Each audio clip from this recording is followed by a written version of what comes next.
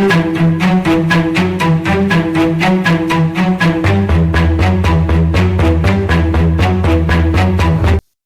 நிறைந்த நண்பர்கள் அனைவருக்கும் வணக்கம். ஐரோப்பாவில் ஏற்பட்ட மறுமலர்ச்சியால் அறிவியல் துறையிலும் மிகப்பெரிய வளர்ச்சி ஏற்பட்டது. அதை பற்றித்தான் இந்த பதிவில் விரிவாக காண இருக்கிறோம். அறிவியல் துறையில் பல கண்டுபிடிப்புகள் ஏற்பட்டன. உலகை பற்றிய பல உண்மைகள் ஆராயப்பட்டன. 1472 கோபர்னிக்ஸ் என்பவர் விண்வெளியில் உள்ள கோள்களையும் விண்வெளியையும் ஆராய்ந்து உலகம் உருண்டை வடிவம் என்றும் பூமி தன்னைத்தானே சுற்றி கொண்டு சூரியனையும் சுற்றி வருகிறது என்றும் கூறியதோடு தொலைநோக்கு கருவிகளால் அதை உறுதிப்படுத்தினார். இவர் விண்ண சுக்கிரங்களின் புரட்சி என்னும் நூலை எழுதினார். அதுவரை சூரியன் பூமியை சுற்றி வருவதாக அனைவரும் நம்பிக்கொண்டு இருந்தார்கள்.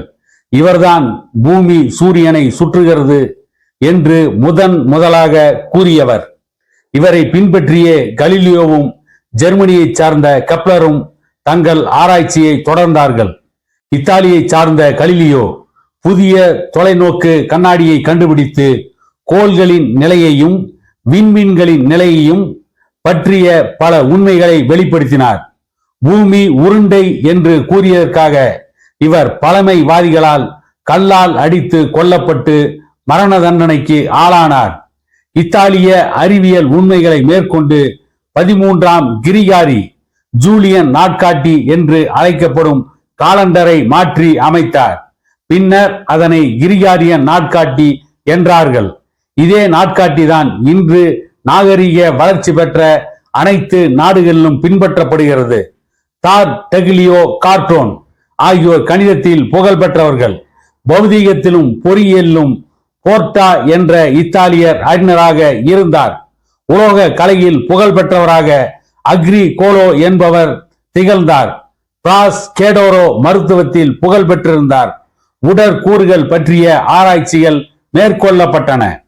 படுவா என்ற பேராசிரியரின் உதவியுடன் வில்லியம் ஹார்வி என்பவர் உடலின் இரத்த ஓட்டத்தினை ஆராய்ந்து அறிவித்தார். பூனோ என்பவர் உயர்ந்த தத்துவ மேதை.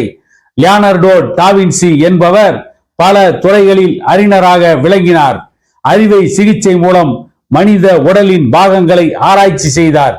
அறிவியல் ஆய்வுக்கு தேவையான பல கருவிகளையும் எந்திரங்கள் பலவற்றையும் கண்டுபிடித்தார். உடற்கூறுகள் நன்கு ஆராயப்பட்டன. நோயின் தன்மைகளை கண்டு அதனை எதிர்க்கும் சக்தி மிக்க மருந்துகள் தயாரிக்கப்பட்டன. மயக்க மருந்து கண்டுபிடிக்கப்பட்டது. ரண சிகிச்சை முறை நடைமுறைக்கு வந்தது. அறிவியல் ஆராய்ச்சிகள் மேற்கொள்ள விவாதங்கள் ஊக்குவிக்கப்பட்டன. ஆற்றில் பாலங்கள் அமைக்கும் முறையினை அறிந்தார்கள். லியோனார்டோ வட இத்தாலியில் ஒரு கால்வாயை அமைத்தார். மிலன் நகரத்திற்கு கோட்டை எழுப்பினார். புதிய இயந்திரங்கள் கண்டுபிடிப்பதிலேயே தன் வாழ்க்கையை கழித்தார்.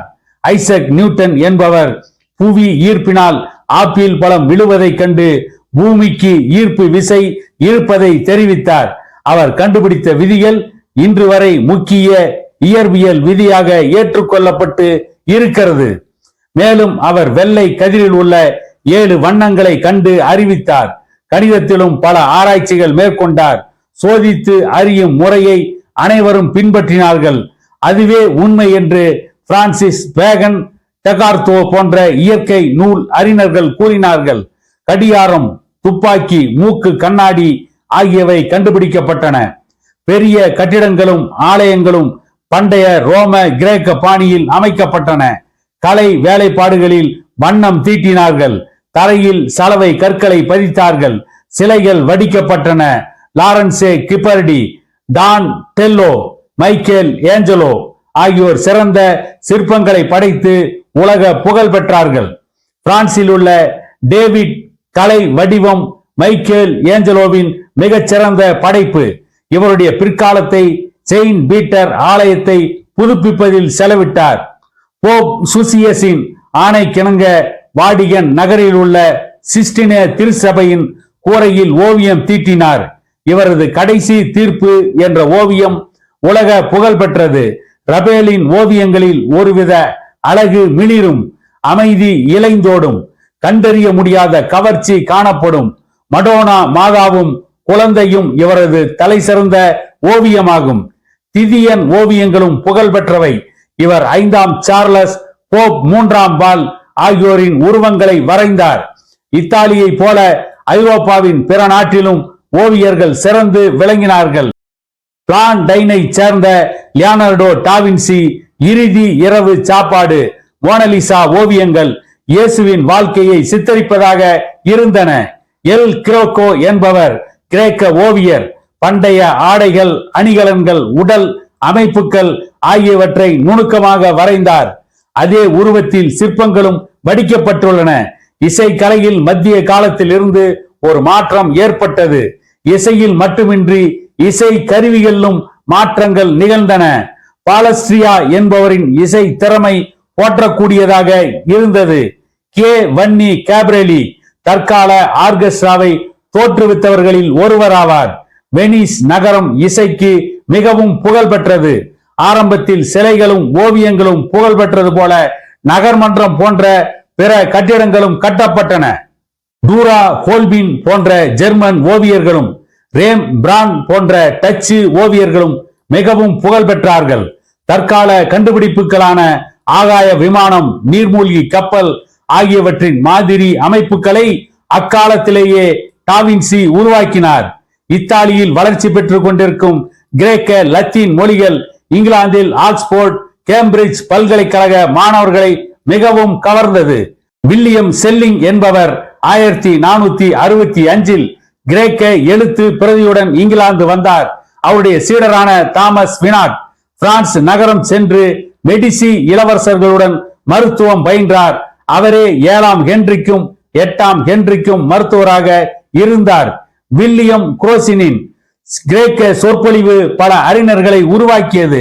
ஜான் கோலட், கார்ஸ் மாஸ், தாமஸ் மூர் போன்றவர்கள் இவரது பேச்சால் மிகவும் ஈர்க்கப்பட்டார்கள். ஜான் போலஸ் மேற்படிப்புக்கு இத்தாலி சென்றார். கல்வி முடிந்து மீண்டும் லண்டன் செயின்ட் பால் கல்லூரியில் விரிவுரையாளராக பணியாற்றினார். இவர் சில பள்ளிகளையும் நடத்தினார். அவற்றில் ஜெயின் பால் பள்ளி, இலக்கண பள்ளி, வெஸ்ட் மினிஸ்டர் கிறிஸ்துவ மருத்துவ பள்ளி என்பன முக்கியமானவை. ஈராஸ்மஸ் என்பவர் ஓர் ஆசிரியர். இவருடைய இத்தாலிய மறுமலர்ச்சி இயக்கம் பற்றிய கட்டுரைகள் மக்களை மறுமலர்ச்சி பாதை நோக்கி செல்ல பாதை அமைத்தன. பிரைஸ் ஆஃப் போலி என்ற நூலில் திருச்சபையின் ஒழுக்கக்கேடுகளை எடுத்துரைத்தார். அதனால் அவர் இங்கிலாந்தின் மார்ட்டின் லூதர் கிங் இயக்கத்தின் முன்னோடி என்று கூறப்படுகிறார். தனது உட்டோபியா என்னும் நூலில் ஓர் கற்பனை உலகை பற்றி கூறுகிறார். அதில் அமெரிக்காவை பற்றியும் கூறி இருக்கிறார். கேம்பிரிட்ஜ் பல்கலைக்கழகத்தை சார்ந்த ஆசிரியர்களும் மாணவர்களும் லத்தீன், கிரேக்க மொழியின் இலக்கியங்களை விரும்பி படித்தார்கள். இதனால் இங்கிலாந்தில் மறுமலர்ச்சி இயக்கம் வேகமாக ஆழமாக வேரூன்றியது. ரிச்சர்ட் கோக், ஜெகி தாமஸ், ஸ்மித் கேஸ் போன்ற அறிஞர்கள் குறிப்பிட தகுந்தவர்கள். அரசர்களும் மாறினர். 7ஆம் கெண்டியின் தாயான மார்க்ரெட் அரசியரின் ஊக்கம் குறிப்பிடத்தக்கது. இவர் செயின்ட் ஜான் கல்லூரி, கிறிஸ் கல்லூரி ஆகியவற்றை நிறுவினார். இத்தாலிக்கு அறிஞர்களை அனுப்பி லத்தீன், கிரேக்க மொழிகளை பயின்று வர 7ஆம் ஹென்றி ஏற்பாடு செய்தார். எலிசபெத் காலத்தில் மேலும் பல வசதிகள் செய்யப்பட்டன. ஸ்பென்சர், ஹூக்கர், ஷேக்ஸ்பியர், மார்லோ போன்ற கவிஞர்களையும் நாடக ஆசிரியர்களையும் இவ்வியக்கம் உருவாக்கியது. நியூ பவுண்ட்லாந்து, லாப்ராடா நிலப்பகுதிகள் 7ஆம் ஹென்ரியின் ஆதரவால் கண்டுபிடிக்கப்பட்டன. இக்காலத்தை இங்கிலாந்தின் பொற்காலம் என்று கூறுகிறார்கள்.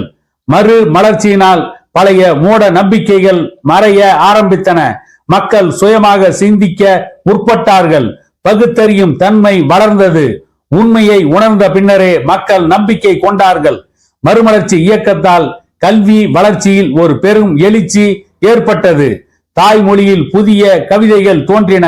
இலக்கியங்கள் மொழிபெயர்க்கப்பட்டன. பல மொழி கற்கும் அனுபவம் ஏற்பட்டது. அதனால் புதிய அறிவு வளர்ந்தது. புதிய அறிவியல் கண்டுபிடிப்புகள் ஏற்பட்டது. மறுமலர்ச்சி இயக்கம் சமய வளர்ச்சிக்கு வழிகோலியது. அழிந்துவிட்ட பழங்கால சின்னங்களை பாதுகாப்பதில் ஆர்வம் கொண்டார்கள். அதன் விளைவாகவே தேசிய உணர்வுகள் பெருகியது. அச்சுக்கலை அரேபியர்கள் மூலமாக ஐரோப்பாவிற்கு பரவியது. 1445 மெயின்ஸ் நகரில் ஜான் கூட்டன் பர்க் என்பவர் அச்சு இயந்திரத்தை முதலாக நிறுவி பைபிளை வெளியிட்டார். அது முதல் பல நூல்கள் வெளிவந்ததோடு சமய கருத்துக்கள் தெளிவாக அச்சிடப்பட்டு வளர்க்கப்பட்டன. உயிரியல் தொடர்பான இலக்கியங்கள் வளர்ந்தன. வில்லியம் ஷேக்ஸ்பியரின் நாடகங்கள் புதிய வாழ்க்கை முறைகளையும் தத்துவ கோட்பாடுகளையும் மக்களுக்கு உரைத்தன. அற நெறியினை வலியுறுத்தும் கட்டுரைகளை மாக்கியவல்லி என்பவர் எழுதினார். மனிதன் சுதந்திரமாக பிறந்து சுதந்திரம் இல்லாமல் இருக்கிறான் என்ற இவரது தத்துவ கோட்பாடு அனைவரையும் ஈர்த்தது. அதுவே மனிதனுக்கு சுதந்திர உணர்வை ஊட்டியது.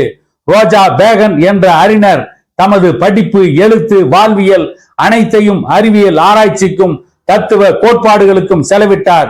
இவர் உண்மையில் அடிப்படையில் சமய கோட்பாடுகளை மக்களுக்கு போதித்தார். கான்ஸ்டான்டினோபிள் கைப்பற்றப்பட்டதன் விளைவாக ஐரோப்பிய நாடுகள் கீழை நாடுகளுடன் வியாபாரம் செய்ய முடியவில்லை. அதனால் புதிய நிலப்பகுதிகளை கண்டுபிடிக்க முயன்றார்கள். போர்ச்சுகல், ஸ்பெயின் ஆகிய நாடுகள் ஆப்பிரிக்காவின் நன்னம்பிக்கை முனை வழியாகவும் தென் அமெரிக்காவின் தென்முனை பகுதி வழியாகவும் புதிய நிலங்களை கண்டுபிடிக்க முயன்றார்கள். அதனால் அமெரிக்கா என்ற புதிய கண்டம் கண்டுபிடிக்கப்பட்டது. பிலிப்பைன்ஸ் தீவுகளில் குடியேற்றம் செய்யப்பட்டது. ஆஸ்திரேலியாவிலும் குடியேற்றம் செய்யப்பட்டது. கொலம்பஸ், அமெரிக்கோ வெஸ்புகி ஆகியோரின் தீவிர முயற்சியால் பல புதிய நாடுகளும் புதிய வழிகளும் கண்டுபிடிக்கப்பட்டன. புதிய மறுமலர்ச்சியை நோக்கி ஐரோப்பா நாலுகால் பாய்ச்சலில் பாய்ந்தது என கூறிக்கொண்டு அடுத்த பதிவில் நிலவியல் கண்டுபிடிப்புகளை பற்றிய செய்திகளை பேசுவோம் என தெரிவித்து, இதை போன்ற இன்னொரு பதிவில் உங்களை சந்திக்கும் வரை உங்களிடமிருந்து விடை பெறுகிறேன்.